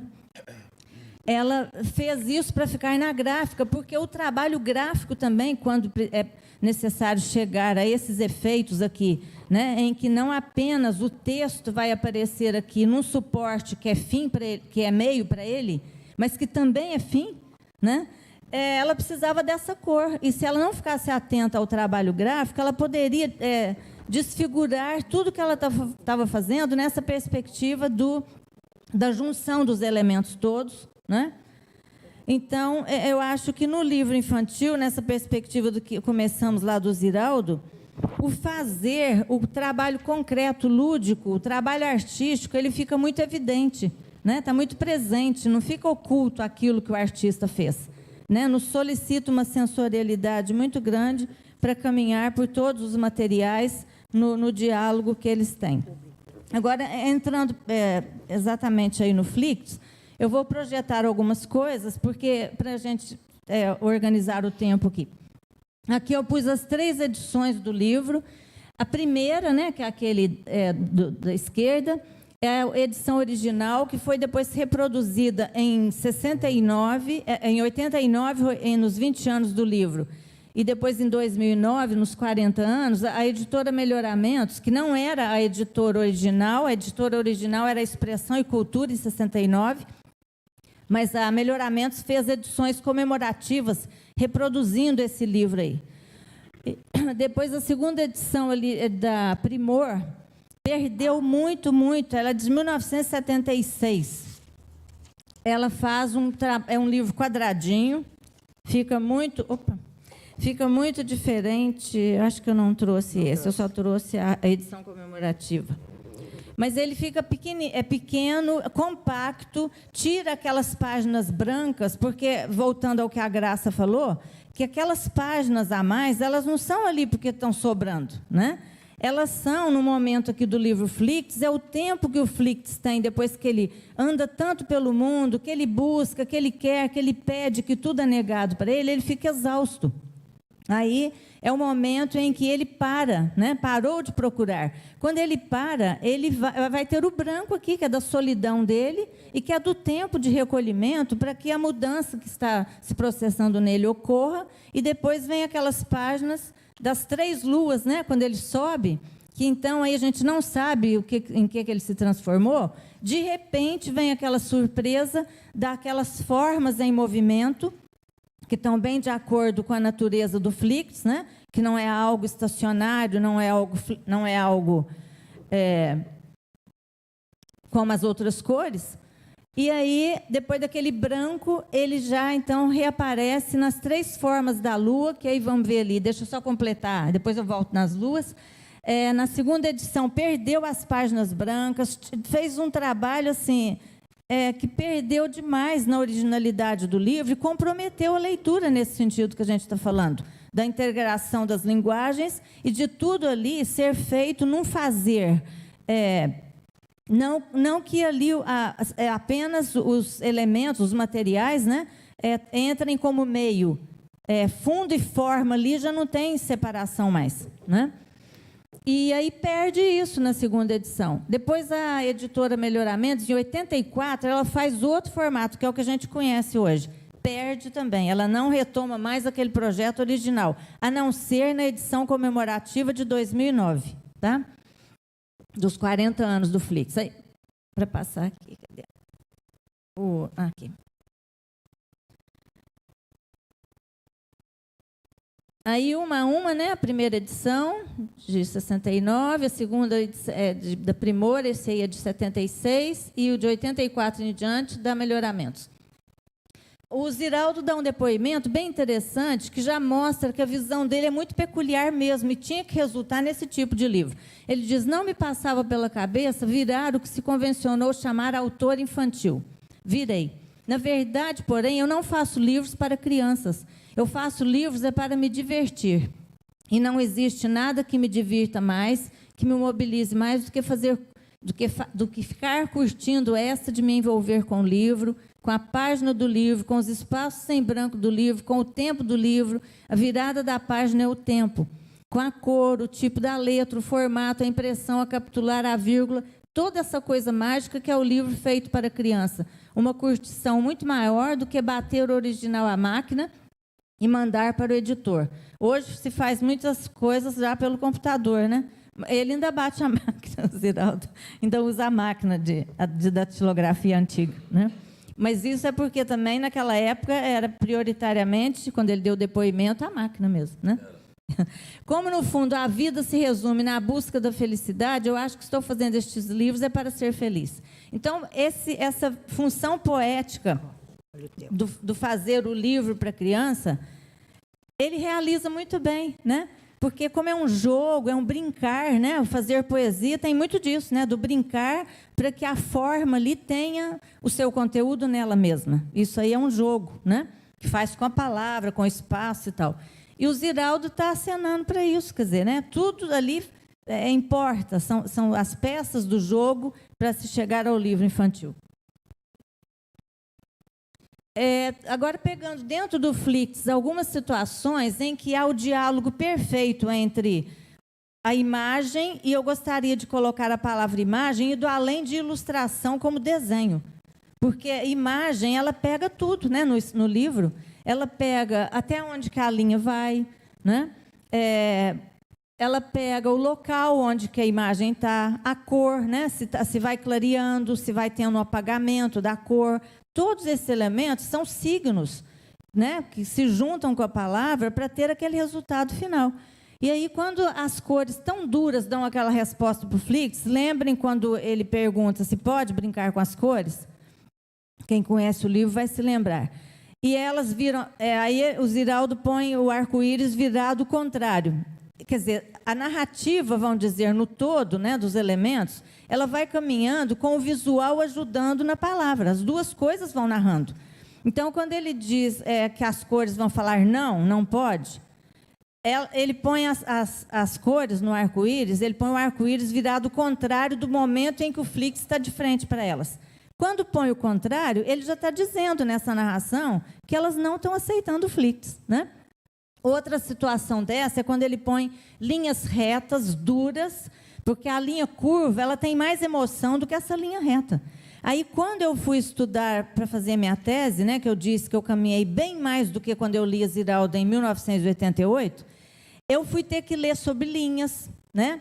Fui entender que a linha reta tem um efeito, a linha curva tem outro efeito. Eu precisei de muitos elementos. Fui ler a pintura abstrata, o que ela diz, porque em Flix tem muito da pintura abstrata, né? Então, a gente precisa de elementos que a semiótica é que nos aponta. Só a linguística ela nos dá elemento para a palavra, né?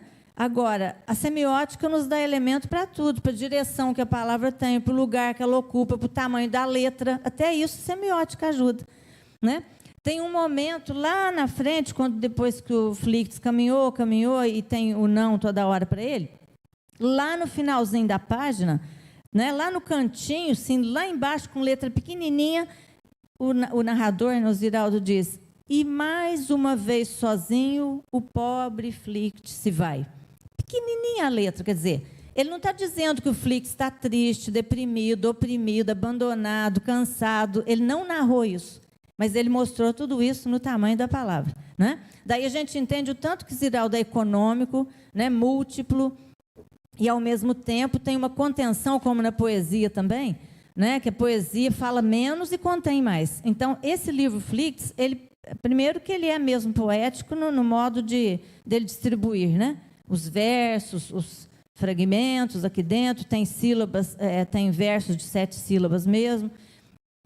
E aí, então, no caso, o tamanho da letra ali, ela foi funcional. A semiótica nos ajuda a ler isso, só a linguística não. Né? A linguística vai interessar pelo que está falando aquela palavra. Né? Agora, a semiótica, pelo modo como está falando aquela palavra. Né? Então, aqui é um exemplo, lá atrás, quando ele pede, né? E aí as cores vêm dizendo a mesma coisa. Não. Né? Ali não dá para ler. 7 é um número tão bonito, disse vermelho, vermelho. Não tem lugar para você, disse o laranja. Vá procurar um espelho, disse o amarelo. Somos uma grande... Todos estão falando no seu discurso, que a palavra está emitindo e que a imagem também está mostrando, a mesma coisa. Todos eles estão enturmados num fisiologismo imenso, um corporativismo das 7 cores, e ele fora, né, na marginalidade. Então, essa dureza do não dele está nessa linha reta aí, né? Agora, vamos lá, um momento em que também, aqui já é a terceira, quando ali naquela roda, né, vai girando, tem 3, essa aí é a última. Tem uma com cores fortes, a segunda com cores não tão fortes e essa com cores bem mais brandas. E a palavra, ela desenha, ela está num lugar desenhando aqui o movimento dela. A roda está girando, as cores estão se apagando, 3 coisas ao mesmo tempo. E a posição que a palavra ocupa, a girar, girar, girar. Ela vai parando, então aí você vai lendo mais devagar também. O ritmo da leitura também acompanha, né? Agora, aquelas 3 luas, quando a Iflix já decidiu, né, o seu lugar no alto. Olha outra coisa interessante, o Ziraldo vai colocar as 4 fases lunares para falar da mobilidade do Flix, da sua imprevisibilidade, do seu movimento dinâmico interior e exterior. E aí a lua vai estar em posições diferentes, com luminosidade diferente, 1, 2, 3 formas diferentes, como as fases lunares, né? Aí, então, eu não pus a última, quando a lua é Flix, aquela grande, né, que é da cor Flix mesmo. Então, vamos agora para uma colocação de um crítico muito bom italiano, no livro Os Problemas da Estética, que ele fala: é preciso não esquecer que na arte o conteúdo entra precisamente sob forma de arte, isto é, arrastado pelo gesto formativo do artista. Dito isto, é preciso logo acrescentar que, justamente por isso, qualquer coisa em arte está prenhe de conteúdo, carregada de significado, densa de espiritualidade, embebida de atividades, aspirações, ideias e convicções humanas. Precisamente porque o artista resolveu toda vontade expressiva, significativa no fazer, no gesto formativo, na atividade operativa, precisamente por isso tudo em arte, até a coisa aparentemente mais irrelevante, diz, significa, comunica alguma coisa. Mas quem nos ajuda e dá instrumento para a gente entender isso é a semiótica. Só a linguística não vai dizer nada de uma página em branco, como tem no Flix, né? Ela não vai dizer nada daquela letra pequenininha lá no fim da página. Agora, todos esses signos, né, o lugar que ocupa, o tamanho, tudo isso aí é a semiótica.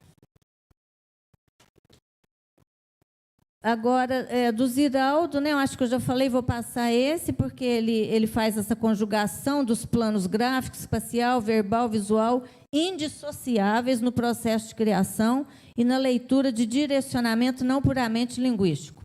Flix é um marco inaugural, que eu já falei também, na esfera da cultura, não só na história do livro para criança no Brasil, mas da cultura, né, e da arte brasileiras na década de 60. Já falei isso também, né, que o livro aglutina traços, cores, formas, espaços, palavras em um belo livro para crianças e leitores de sensibilidade apurada de qualquer idade. Foi muito bem acatado por todo o público em geral, adulto e infantil na época, isso muito bom, né, para não dizer só para criança, não, foi um livro muito bem feito que era para qualquer público. Passadas algumas décadas de sua publicação, é possível de mencionar os reflexos da inovação. O livro vai fazer 50 anos no ano que vem.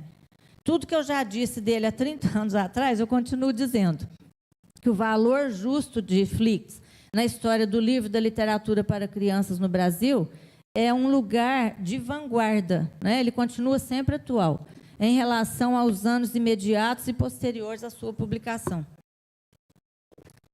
Isso aqui também eu vou pular, porque o tempo aqui já está esgotando, mas isso aqui eu quero dizer que no livro Flix a gente tem a arte falando dela própria, é muito interessante isso. Né? Dá para você fazer uma leitura crítica, metalinguística do que Flix representa. Ele representa o lugar do artista, tanto do Ziraldo naquela época, que vivia um obscurantismo terrível, né? Fazia charges para o Jornal do Brasil dolorosas, né? Angustiantes ou irônicas, e foi capaz, ao mesmo tempo, no mesmo período, de fazer um livro luminoso. Então, o livro está dizendo, a arte, ela traz, como o Flix vai lá para o alto, eu costumo fazer a leitura de que, naquele momento, só era possível aquele lugar, de uma liberdade, de uma luz, de uma esperança, preservadas, mas longe ainda. Não era possível mudar o Brasil todo naquele momento. Então, vocês imaginam o tanto que o Flix não é atual para hoje, né? Perfeitamente atual para os anos de agora, como foram para 1969. Flix impõe a ordem inaugural, como a arte, né, impõe, firmada sobre o ineditismo da cor e da palavra, porque foi palavra que o Ziraldo inventou. E a cor ele tentou distanciar o máximo das outras cores, né, dar uma originalidade para a cor também. Quando ele diz, não existe no mundo nada que seja Flix, nada que seja Flix. E a arte sempre se inaugura como algo que está nascendo ali, né? Que é novo. O olho, que lá a lua, né? Também eu leio o símbolo ali, a metáfora como olho. O olho, olhar Flix, é um dos sentidos possíveis do símbolo lunar, com aplicação genérica à arte e à literatura. Esparginho de esperança, visão de novos tempos, renovação, recomeço. Flix, cor e palavra, ultrapassa a mesmice de codificações rígidas, que tem lá quais as codificações de bandeiras, semáforos, caixa de lápis de cor, arco-íris, ciranda das 7 cores. Tudo, as cores estão ali, né? Codificadas. E ele ressurge com forma e luz afirmativas da diferença. Ele é metalinguisticamente o princípio do verbo e da forma, a criação de novos meios de expressão, modo de ver original da arte. Flix é o modo poético, transgressor de ser, ver, estar no mundo e de dizer que desestabiliza a realidade de funcionamento repetitivo. Tem mais coisas, mas o meu tempo esgotou. Eu acho que eu dei uma ideia do lugar que o Flix ocupa, e que a gente vai depois... Aí esse livro, que foi a minha tese de doutorado, saiu pela editora Paulinas, eu acho que foi tirado de lá. E eu fiz um texto também para a edição comemorativa de 2009. Ali eu acho que eu projetei alguma coisa que é desse texto também. Tive o privilégio, né, de fazer parte desse momento da história do Ziraldo e do livro. Fico muito feliz por isso. Tenho o privilégio de ter escrito sobre Ziraldo, né, que tem um valor imenso, né, está aí com a gente, né, continuando com a mesma força criadora e coerência, né, no sentido dos lugares que ele vem ocupando sempre em tudo que ele faz. Eu agradeço a vocês também, tá bom?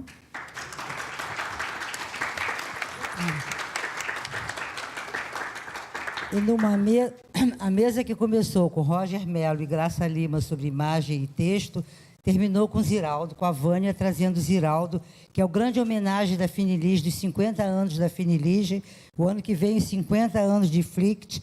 Então, o Ziraldo é um homenageado, ele está no capa do catálogo de Bolonha. Procurem conosco depois o catálogo de Bolonha com a capa e um texto sobre o Ziraldo, que é o homenageado do Salão do Livro, dos 50 anos do Salão do Livro. Muito obrigada a vocês. À tarde estaremos aqui às 2 horas, tá ok? Muito obrigada. 11 horas. Obrigada, viu? Gente, olha quantas pessoas. Deu 7. Vamos